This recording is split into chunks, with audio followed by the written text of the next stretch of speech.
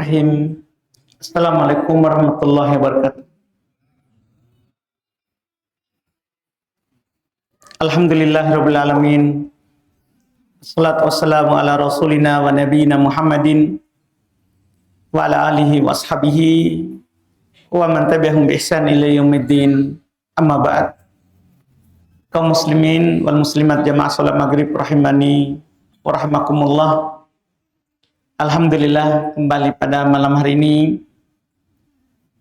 kita duduk bersama di tempat ini, tentunya untuk kembali saling mengingatkan, saling menasihati dalam kebaikan.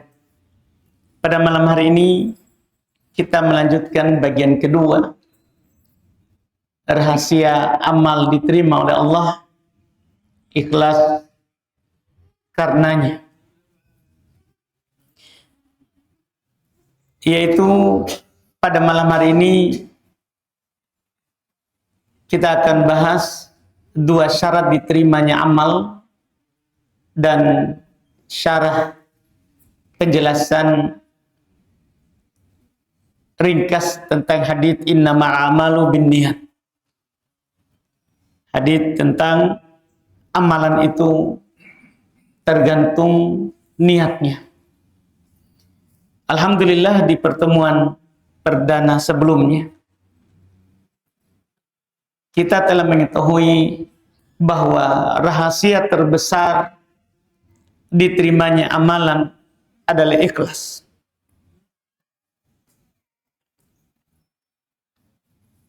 Tapi timbul pertanyaan, apakah cukup hanya ikhlas? Ini pertanyaan terbesarnya kita di dalam setiap amalan yang kita lakukan. Para ulama rahimahumullah di dalam semua madhab, dari madhab fikih, amalan itu, mereka menjelaskan amalan itu tidak akan diterima di sisi Allah kecuali terpenuhi dua syarat. Syarat pertama, ikhlas karenanya semata. Syarat kedua, mengikuti tuntunan Rasulullah sallallahu alaihi wasallam. Kedua syarat ini merupakan timbangan seluruh amalan manusia. Sejak diutusnya Nabi Muhammad sallallahu alaihi wasallam sampai hari kiamat, sampai agama ini diangkat, Allah Subhanahu wa taala di surat Al-Kahfi ayat terakhir, Allah katakan, "Faman kana yarju liqa'a rabbih falyamal amalan sholihan wala yusyrik bi ibadati rabbih ahada." Barang siapa yang mengharap berjumpa dengan Rabbnya, hendaklah dia mengerjakan amalan soleh dan jangan dia mempersekutukan Allah Subhanahu wa taala dengan seorang pun dalam beribadah kepadanya.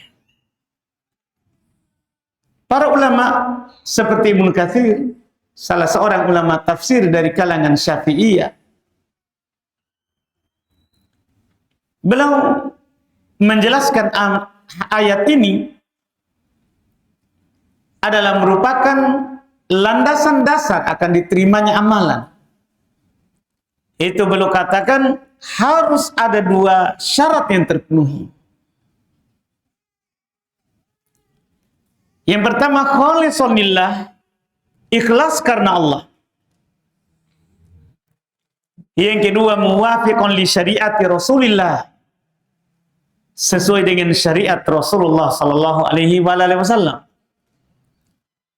Dan ini juga yang dijelaskan oleh para ulama tafsir yang lain, seperti misalnya Al-Imam Al-Baghawi, ya, Al-Imam Al-Qurtubi, Asy-Syaikh Abdurrahman bin Nasir As-Sa'di, Semua menjelaskan seperti itu. Dan Al-Imam Al-Fudail ibn Iyad ketika belum menjelaskan ayat walladzi khalaqal mauta wal hayah liyabluwakum ayyukum ahsanu amala dalam surat Al-Mulk ayat 2, bila Allah Subhanahu wa taala menciptakan kehidupan kita ini dan kematian kita. Bila Allah yang mengeluarkan kita dari dalam perut ibu kita keluar ke bumi ini. Kemudian dia Allah juga yang menciptakan kematian. Nanti setelah itu ajal akan menjemput kita. Apa tujuan dari kehidupan ini? Apa tujuan adanya perintah dan larangan? Kata Allah, liyabluwakum ayyukum ahsanu amala. Untuk menguji kalian. Siapa di antara kalian yang ahsan amalannya? Apa itu ahsan? Kata Imam Al-Fudail bin Iyad rahimahullah, akhlasuhu wa aswabuhu. Untuk menguji kalian, siapa di antara kalian yang paling ahsan amalannya? Apa itu ahsan? Kata beliau, yang paling ikhlasnya dan yang paling benarnya. Paling ikhlas dan paling benar. Murid-murid beliau ketika mendengarkan ucapan itu bertanya, apa maksudnya? Paling ikhlas kan sudah jelas, murni. Itu kita sudah ambil di pertemuan sebelumnya. Kalau paling benar apa? Maka beliau berkata, innal amala idza kana khalisan wa lam yakun shawaba lam yuqbal. Wa idza kana shawaban lam yakun khalisan lam yuqbal. Hatta yakunu khalisan shawaba. Wal khalis ma kana lillah. Was shawabu ma kana ala sunnah. Kata beliau menjelaskan kepada muridnya dan kepada kita semua. Apa maksud dari ayat tadi? Beliau berkata, sungguh sebuah amalan apabila dia ikhlas dilakukan tapi tidak benar, maka tidak diterima. Jika juga itu amalan benar tapi tidak ikhlas, juga tidak diterima. Tidak bisa satu.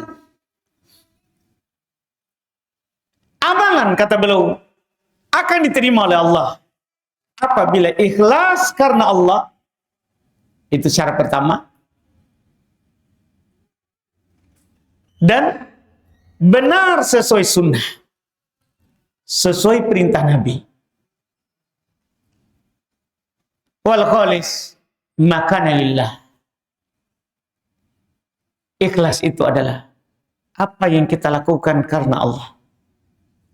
Kata Al-Fudail bin Iyad, al-ikhlas al-khalis makana lillah. Ikhlas itu apa yang dilakukan karena Allah. Was-shawab, sementara yang benar adalah makana ala sunnah. Apa yang dilakukan di atas sunnah. Perkataan ini menjadi kaidah besar dalam agama kita. Amalan itu harus ikhlas dan harus sesuai dengan sunnah. Kalau kita bertanya mengapa kita harus mengikuti sunnah, sering kita dengar orang berkata, yang penting hati saya baik. Ada juga yang berkata, yang penting saya ikhlas. Apakah itu sudah cukup? Yang penting hati kita baik. Yang penting kita ikhlas. Jawabannya, kalau kita memandang dan melihat kepada jawaban Islam, ikhlas saja tidak cukup.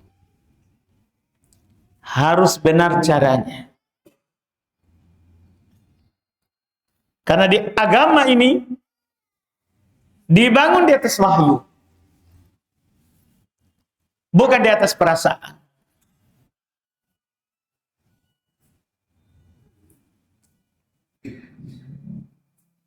Dan jangankan kita, Nabi Shallallahu Alaihi Wasallam di banyak kejadian ditegur karena mengikuti pendapat yang diusulkan oleh sahabatnya. Kita bisa melihat perang Badar, perang pertama yang terjadi dalam Islam pada tahun kedua Hijriyah. Nabi menang dengan kemenangan besar. 315 pasukan muslim melawan 1000 pasukan musyrik. Mereka kalah dan ditawan menjadi tawanan perang. Maka Nabi SAW meminta saran dari para sahabat.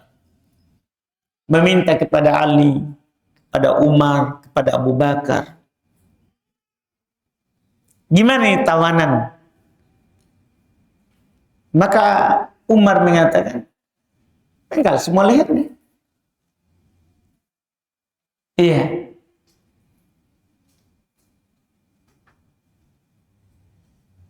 Abu Bakar mengatakan, kita tawan saja.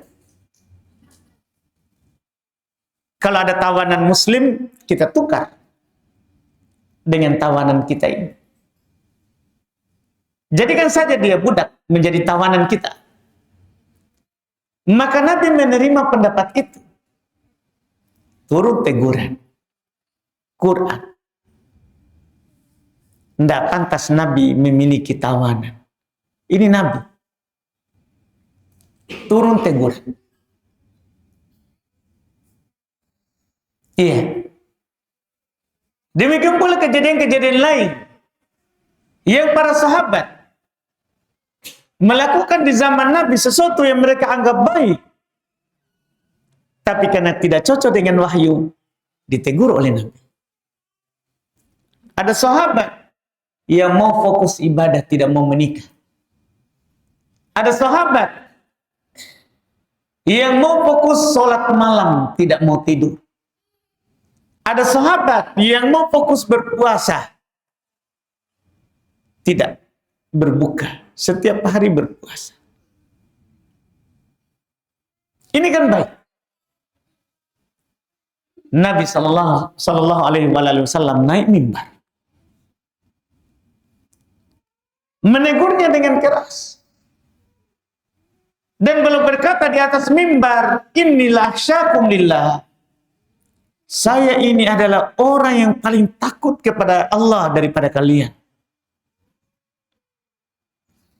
Watqakum, dan saya adalah orang yang paling bertakwa kepada Allah daripada kalian. Saya belum bilang, saya puasa, saya juga berbuka. Saya menikah, saya sholat malam, saya juga tidur. Ini menunjukkan bahwa ini tidak sesuai dengan persangkaan baiknya kita, tapi harus dengan wahyu. Makanya turun Quran, firman Allah Subhanahu wa taala, "Qul in kuntum tuhibbunallaha fattabi'uni yuhibbukumullah." Katakan wahai Muhammad kepada umatmu, jika kalian mencintai Allah, ikuti saya, kata Nabi. Yuhibbukumullah, maka Allah akan mencintai kalian. Tidak bisa kita melakukan sesuatu dengan alasan cinta kepada Allah, tapi tidak ikut Rasulullah. Maka ayat ini menjadi jawaban bahwa tidak cukup hati itu baik. Tidak cukup itu kita ikhlas saja. Memang ikhlas penting. Tapi ingat ini firman Allah. Ini di surat Ali Imran 31. Ittabi'uni yuhibbukumullah wa yaghfir lakum dzunubakum. Ikuti saya. Katakan kepada umat, ikuti saya. Maka Allah akan mencintai kalian dan Allah akan mengampuni dosa kalian. Makanya penting kita itu ikhlas. Tapi harus juga karena Allah dan Rasulnya. Karena Allah ikhlas, karena Nabi mutabah. Karena Allah kita ikhlas, karena Nabi dalam hal pengikutan. Belum panutan. Laqad kana lakum fi Rasulillahi uswatun hasanah liman kana yarjullaha wal yawmal akhir. Sungguh telah ada bagi kalian pada Rasulullah uswah, contoh terbaik bagi orang yang berharap berjumpa dengan Allah dan hari akhir. Kalau memang kita berharap berjumpa dengan Allah, harus ikhlas dan harus mengikuti Rasulullah SAW. Lihat hadis dari hadis Nabi SAW dari Umar bin Khattab radhiyallahu taala anhu. Belum mendengar Rasulullah sallallahu alaihi wasallam berkhutbah di atas mimbar, innamal amalu binniyat wa innamal likulli imri'in ma nawa. Faman kanat hijratuhu ila Allah wa rasulihi fa hijratuhu ila Allah wa rasulihi. Wa man kanat hijratuhu lidunya yusibuha aw imra'atin yankihuha fa hijratuhu ila ma hajara ilaihi.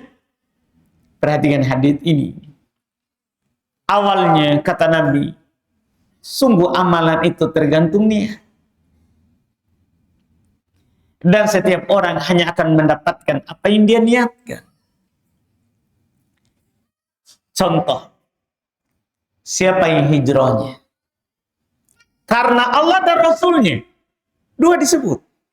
Siapa yang hijrahnya karena Allah dan Rasulnya? Tidak disendirikan, karena Allah saja. Harus karena Allah dan Rasul. Jangan dipisahkan. Siapa yang hijrahnya karena Allah dan Rasulnya? Maka kata Nabi, hijrahnya akan bernilai pahala karena Allah dan Rasulnya. Wa man kana hijratuhu lidunya yusibuha aw imra'atin yankihuha.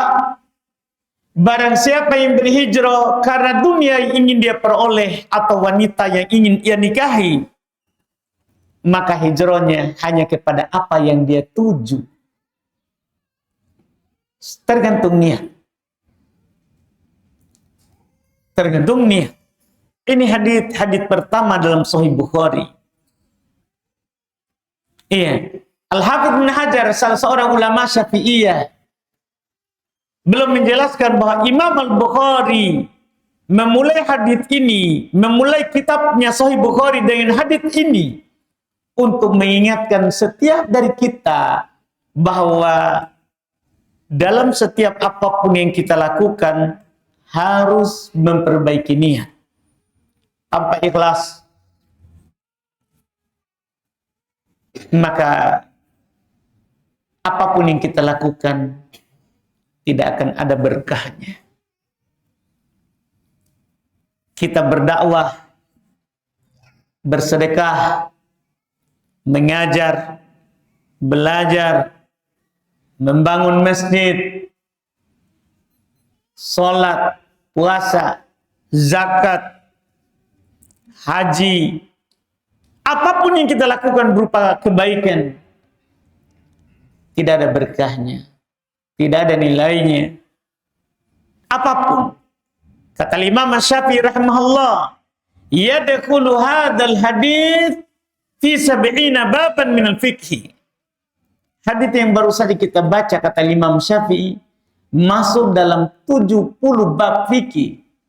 70 bab yang kita lakukan, 70 amalan. Itu bukan pembatasan. Itu masuk hadis tadi. Harus ada niatan yang ikhlas karena Allah dan karena Rasulnya. Iya. Lillahi wa rasulih. Karena Allah dan Rasulnya. Karena Allah maksudnya niat kita beramal. Karena Rasulnya maksudnya adalah cara kita beramal. Niat kita beramal bagaimana? Cara kita beramal bagaimana? Maka hadis ini masuk dalam 70 bab pembahasan fikih beramal. Kata Imam Syafi'i. Bahkan beliau juga berkata, hadzal hadis thuluthul ilm. Hadis ini sepertiga ilmu. Kenapa?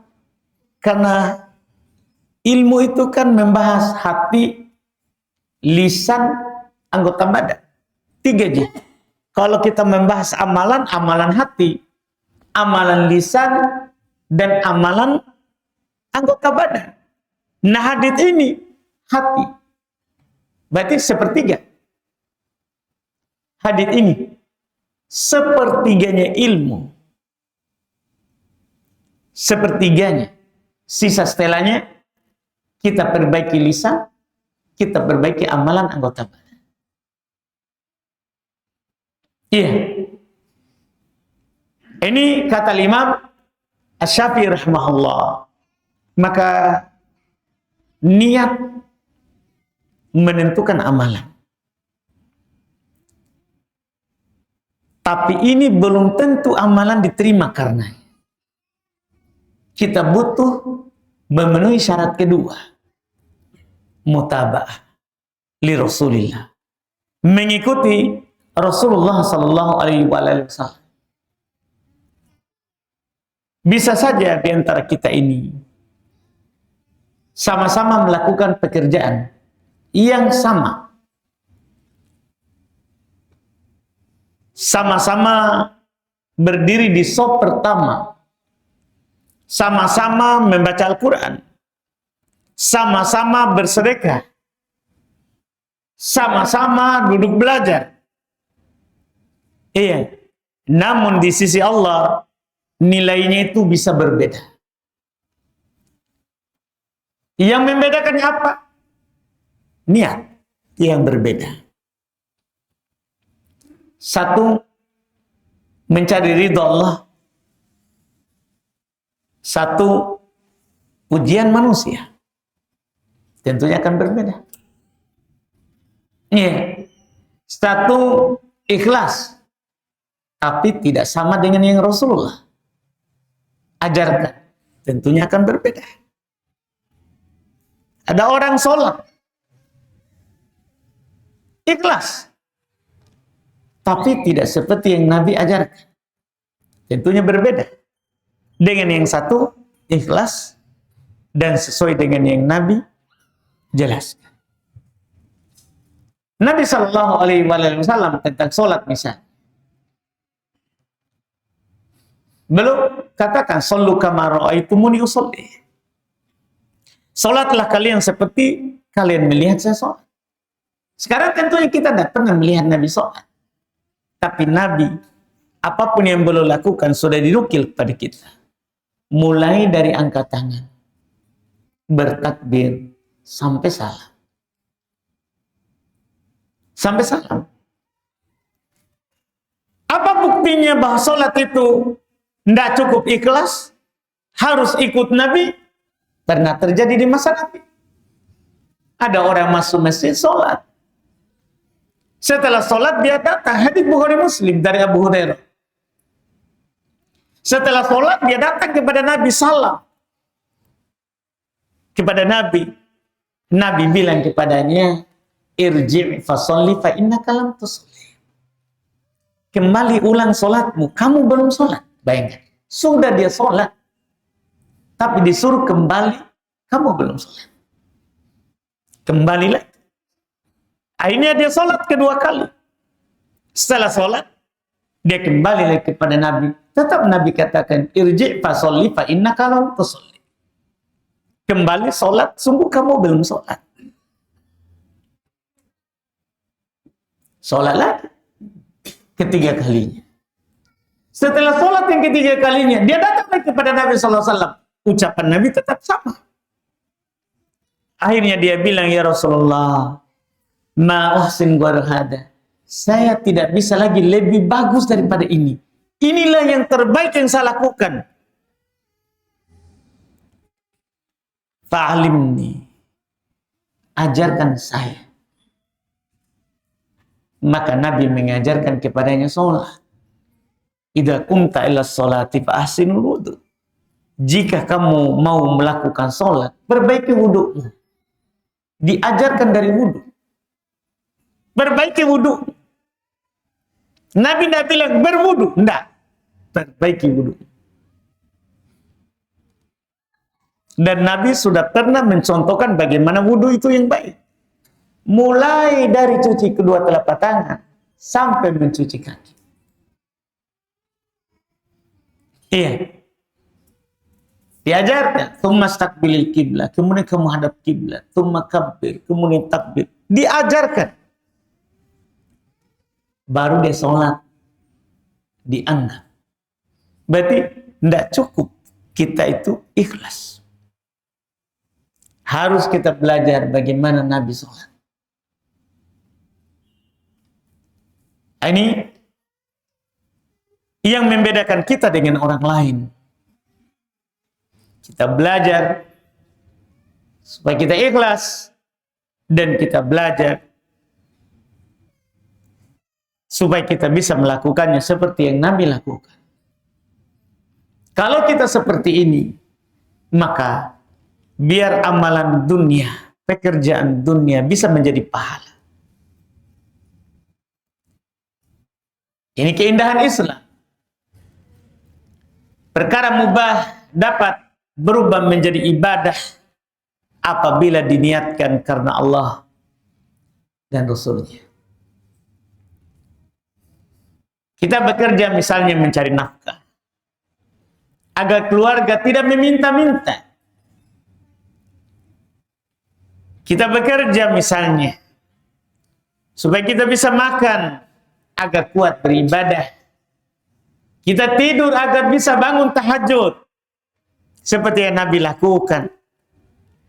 Kita belajar agar kita bermanfaat untuk diri sendiri, keluarga, bahkan umat manusia. Semua ini bisa menjadi ibadah apabila diniatkan untuk Allah. Karena Allah.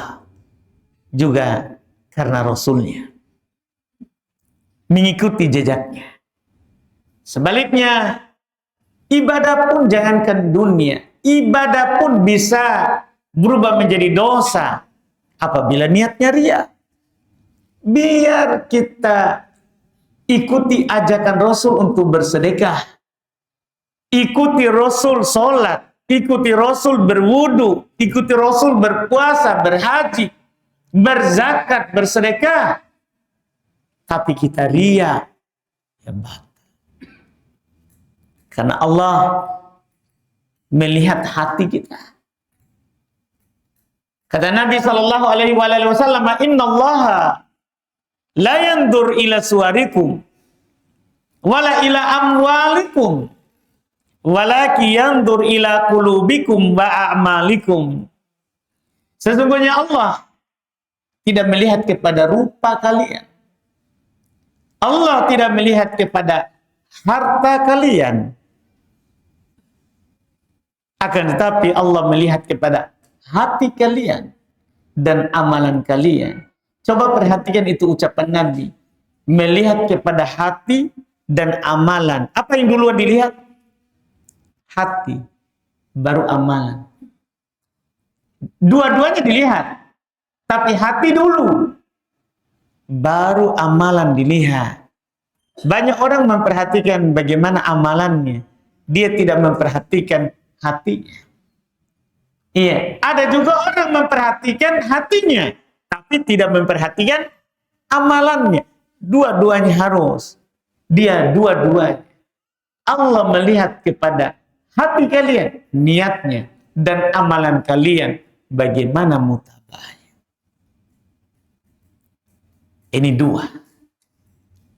Ini Allah lihat. Allah tidak peduli kita ini badannya besar, kecil, tinggi, pendek, kurus, gemuk, putih, hitam. Tidak. Yang Allah lihat adalah hati kalian, kata Nabi, dan amalan kalian. Ini pentingnya. Ini poin kedua yang harus kita pahami, bagian kedua. Setelah kita tahu di pertemuan sebelumnya, iya, rahasia amalan diterima itu harus ikhlas. Tapi itu belum cukup. Ini bagian kedua. Insya Allah nanti di bagian ketiga kita akan menyampaikan penghancur amalan. Yaitu kalau sudah ikhlas, sudah mutaba'ah, apakah itu kita sudah menang dalam beramal? Belum. Harus kita hindari hal-hal yang menghancurkannya. Seperti nanti kita akan bahas ulang terkait dengan riya, sum'ah, iya, dan yang lainnya. Dari yang membatalkan amalan kita setelah kita ikhlas dan mengikuti nabinya. Ini kita akan ambil di pertemuan akan datang. Di sisa waktu boleh kita gunakan untuk tanya jawab. Silakan, Mbak.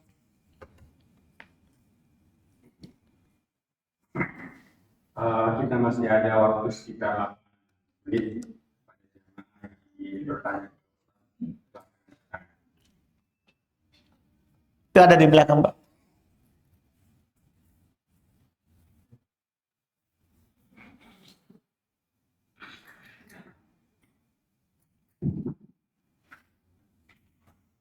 Assalamualaikum warahmatullahi wabarakatuh. Ya, terima kasih atas kesempatan dan dipaparkan.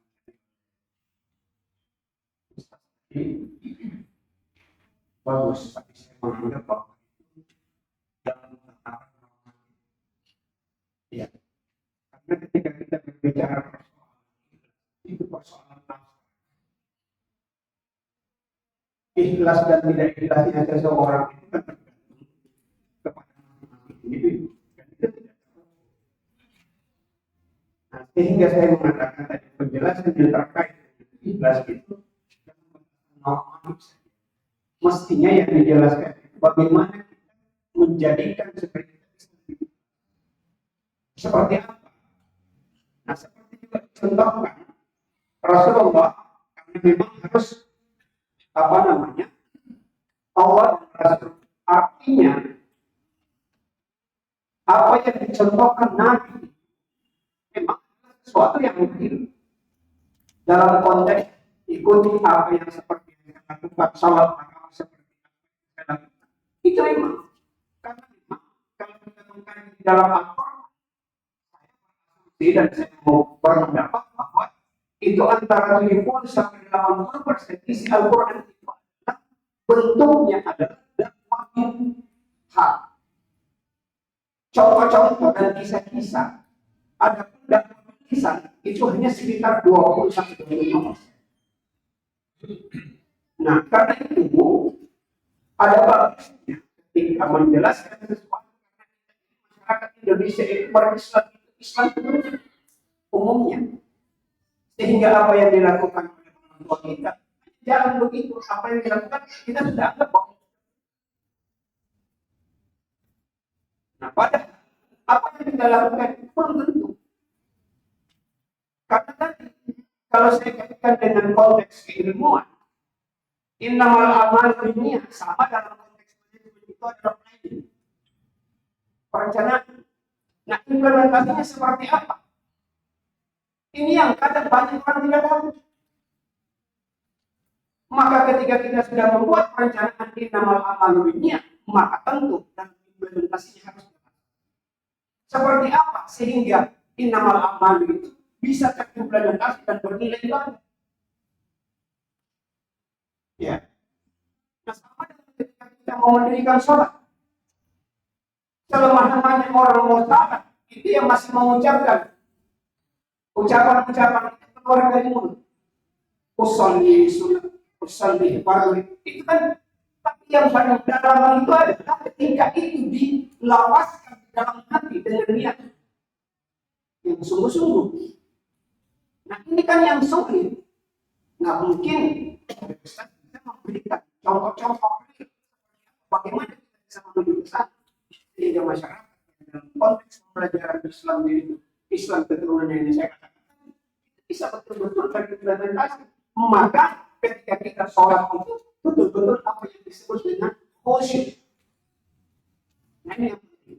Saya kira ini penting yang saya sampaikan untuk bisa menjabarkan lebih ini. Karena ceramah yang seperti ini tidak pernah panjang-panjang, tapi detail.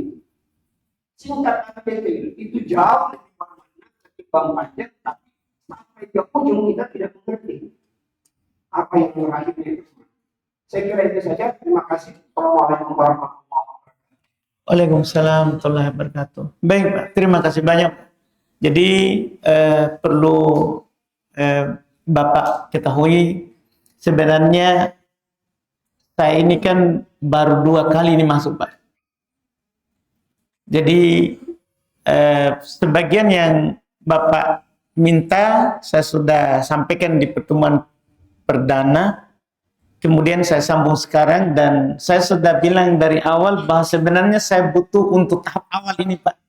Perjumpaan kita ini saya mau paling 5 kali itu gambaran kulit. Jadi jika misalnya masjid menginginkan kita terus, tentunya memang saya kan nanti Pak tidak tematik lagi. Iya, tidak lagi seperti ini. Ini kebetulan tematik Pak. Kebetulan. Ini jadi saya cuman kita ini hanya saling kenal. Saya paham sekali bahwa ini belum. Tapi apa yang saya lakukan juga ini adalah tidak salah. Karena Nabi itu dalam 10 tahun awal di Mekkah itu hanya bagaimana memperbaiki hati. Belum ada sholat diajarkan. Sholat itu kan di tahun 10 kenabian baru turun. Puasa, kita tahu puasa kapan turun? Tahun 2 Hijriah.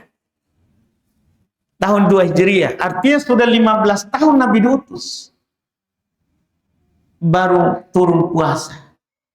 Bersama dengan itu turun zakat di tahun yang sama, 15 tahun kenabian. Dalam artian Pak, sebenarnya ini saya cuma mau datang. Kebetulan saya dipanggil. Saya hanya mau memperkenalkan dulu kita hal-hal yang luar. Iya, saya kasih garis besar tema kita. Karena sebenarnya langsung dari masjid mintanya adalah buku pembahasan rinci. Mohon maaf ini Pak, sebenarnya ini dari saya. Masa belum dikenal, tidak ada kita ini saling kenal, sudah makin langsung pembahasan dalam. Makanya waktu itu saya minta bahwa bagus untuk perkenalan, rahasia amalan diterima. Nah inilah Pak, hanya kulit. Insya Allah jika kita berumur panjang dan kita sudah bisa masuk rinci, kita mulai dari wudhu Pak. Kan begitu. Kita akan mulai dari dasar dan rinci tidak lagi seperti ini. Begitu Pak. Saya sebenarnya sekali lagi mohon maaf jika memang hanya sekedar ini saling menyapa ini. Tidak enaknya jika saya lewat bilang tabe Pak, saya Ubaid. Begitu, Pak. Kita kenalnya lewat pembahasan saja. Iya. Jadi mohon maaf Pak, baru kulit-kulit. Insya Allah kita akan bahas ke depan hal-hal yang rinci. Tapi 5 kali pertemuan mungkin butuh kita seperti itu. Jadi mohon maaf ini Pak, insya Allah ke depannya baru. Sudah masuk waktu Pak? Masuk ya? Iya, Alhamdulillah kita cukupkan dulu. Apa yang Bapak minta tadi itu tentunya belum kita bisa lakukan. Insya Allah ke depannya Pak, jika umur panjang kita bisa lagi merinci. Wallahu a'lam. Subhanaka hamdik, asyhadu an la ilaha illa anta astaghfiruka wa atubu ilaik. Assalamualaikum warahmatullahi wabarakatuh.